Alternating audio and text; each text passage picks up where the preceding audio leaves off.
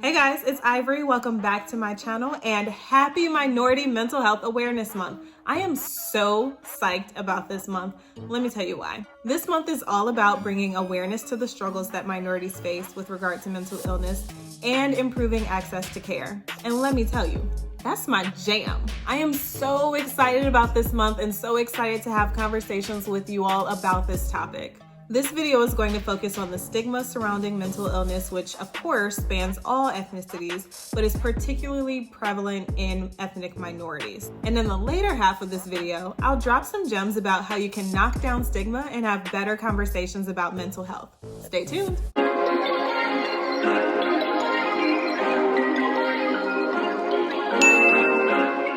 Let's be clear. People of all ethnicities experience mental health problems.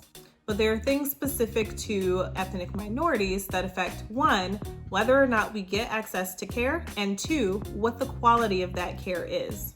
Only about a third of Black teens get care for episodes of major depression. American Indians and Alaskan Natives experience greater levels of psychological distress and substance abuse, and Asian Americans are among the least likely to utilize mental health services. As a whole, ethnic minorities are less likely to utilize outpatient mental health services and are more likely to be seen in emergency departments once things have spiraled out of control. Let's change that. There are some major reasons why these differences exist. First, there are major differences in access to care, including not having adequate health insurance, not having the services that you need in your area, not being aware that these services even exist, and not being referred as frequently for these services as our white counterparts. Two, there are differences in the quality of care that minorities receive. So if you think about it, if you're not getting good quality care, then you're more likely to get misdiagnosed, which then means you're less likely to get the type of treatment that you need, and you might be even more likely to get the wrong treatment. Yikes. Number three is an issue that much of my work focuses on, and that is lack of culturally competent providers. In other words, people who know where you're coming from, are able to understand and appreciate those unique differences, and are able to tailor treatment accordingly. And providers, yes, I'm talking to you, and woo child, that is a topic for a whole other video. The next is stigma, which is where I'll focus the remainder of this video. Stigma is the negative view of a person, situation, or condition that can involve shame, guilt, disapproval, and overall negative feelings about that condition. Stigma can lead to discrimination, a poor view of yourself and of other people who have that condition, and not getting the right treatment. A little while ago, I was listening to an episode of The Read, shout out Kid Fury and Crystal, and they were at the segment called Listener Letters. And someone wrote in and they basically asked, should I tell my Jamaican parents that I'm getting mental health treatment? And if so, how should I go about doing that? I don't know the exact wording of the letter. And that got me thinking, why is it so difficult for us to talk to our parents, friends, siblings, other family members about mental health? And what can we do differently to make these conversations a little bit easier? Haha, talking about decreasing stigma. There are a few themes that come up when thinking about how these conversations usually go. First, the culture in many ethnic minority groups is one of community and keeping things in the family, which really means keeping things hush-hush, which really means we don't talk about it at all. And when you grow up hearing, we ain't talking about it, so don't ask, you then don't know how to talk about mental health and you don't feel comfortable having those conversations. And you come to realize that mental health is something that should not be talked about. Next, some of y'all might be mad at me about this one, but there is an over-reliance on religion and faith to a fault. Let me explain. There is absolutely nothing wrong with religion and faith, and in fact, there are tons of studies that show that religious people actually do better in a number of areas. But something that I commonly hear that prevents people from seeking mental health treatment when they actually really need it is just go pray about it or go talk to Jesus about it.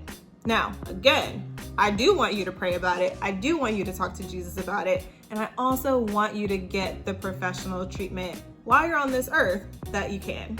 Plus, a lot of people end up feeling like, again, that they can't talk to anybody about these issues and they really want somebody to bounce ideas off of. And God, as much as I love talking to you, you're not always talking back to me. The third theme that I notice is a tendency to view mental health treatment as the absolute last resort. And a tendency to say, oh no, I can handle this on my own, or I can just bring myself out of this. I can just bring myself through it. We gotta stop doing that. And instead move towards treating mental illness just like your physical illnesses. Are you gonna fix your own broken leg? Maybe you'll rig something up just so that you can walk again, and maybe it'll stop hurting temporarily, but it's more likely that you'll end up with a limp, a crooked bone, arthritis, and chronic pain down the line, and it's never actually going to heal properly. That's the same thing with mental health. And the next thing that I want to point out is that the language that we use to talk about mental health is huge.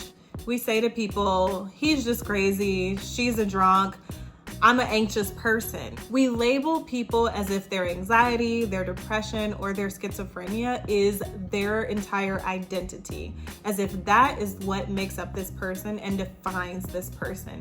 And that's just not true. On the same topic, it's very common for people to either self-diagnose or to diagnose others very casually and throw these diagnoses around. You ever get mad and yell at somebody, you're bipolar or you're psycho? Or you ever say, oh, that's just my OCD acting up again. When we throw these diagnoses around so casually, especially if we're mad at a person, that creates shame.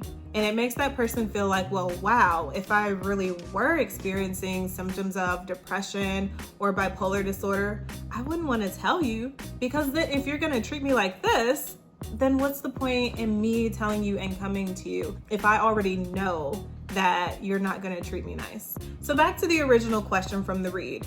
Should I tell my Jamaican, Asian, Indian, whoever parents that I'm thinking about getting mental health treatment? The short answer is no. You don't have to tell anybody that you're not comfortable with. But if you do want to have these conversations, let's talk about some ways to do so and some ways to decrease stigma so that you're not dealing with these types of dilemmas. Now, some of you may be thinking, my mama's not gonna go for that conversation. Well, maybe, but why not give it a go? The first thing that's important is to know the facts, because knowledge is power. And knowing just how common mental illness is and the way that it can present differently for different people and different subtypes of the disorder is really important and is really empowering and can make you feel more comfortable about talking about your experiences. Did you know that nearly 40 million adults in the US have some kind of anxiety? 40 million? And over 16 million have depression. Just think about those numbers and the odds that somebody you know likely struggles with anxiety or depression. It's also important to know that there are different types of anxiety.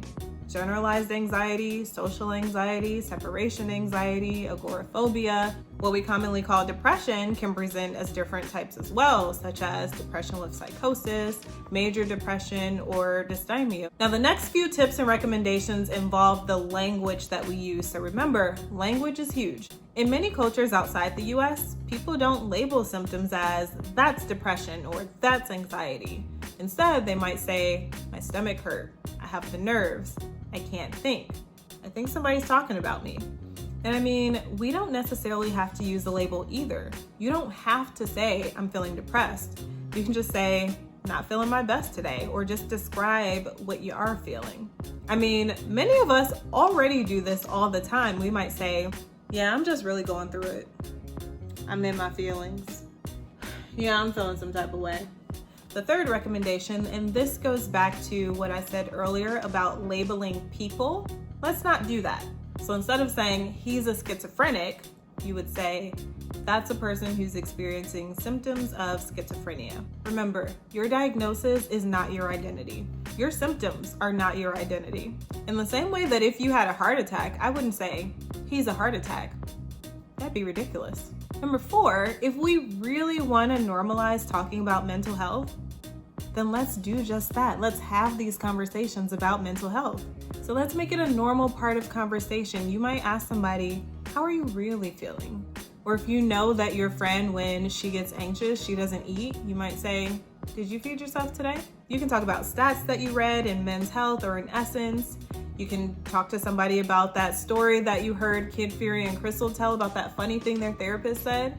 Or you can talk about the new crystals that Hey Friend Hey mentioned in her wellness segment this week. And this brings me to my fifth and final point, is to use mass media. We get so much information from social media these days, which, let's be honest, not all of it is good. But seeing influencers, your friends, and people who you look up to talk about mental health and wellness so casually on Instagram, YouTube, podcasts, wherever it might be, can make you feel a lot more comfortable doing the same thing.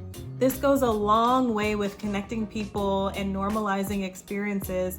It makes you want to open up more, or at least feel like you can open up more. Since it's Minority Mental Health Awareness Month, I want to highlight some of my favorite people online who either have dedicated their pages or businesses to mental health or who do a fantastic job at incorporating mental health and wellness into their segments. The first is Therapy for Black Girls. It's a podcast, it's a website, it's an Instagram page where you can find a wealth of information and also find a Black therapist in your area. The second, obviously I've been talking about them throughout this episode, is The Read, which features Kid Fury and Crystal, and they talk about all things that are going on in society, but they also do a great job of making sure to tell you to go see a licensed mental health professional. Third is The Friend Zone. Again, one of my favorite podcasts to listen to, and they are all about mental health and mental wellness because, as Dustin says, who in the hell wants a crusty brain? And next I have some Instagram pages that I really love and I find helpful. One is Latinx Therapy. Another is Dr. Jessica Jackson. Another is Dr. K. Kurt Fit.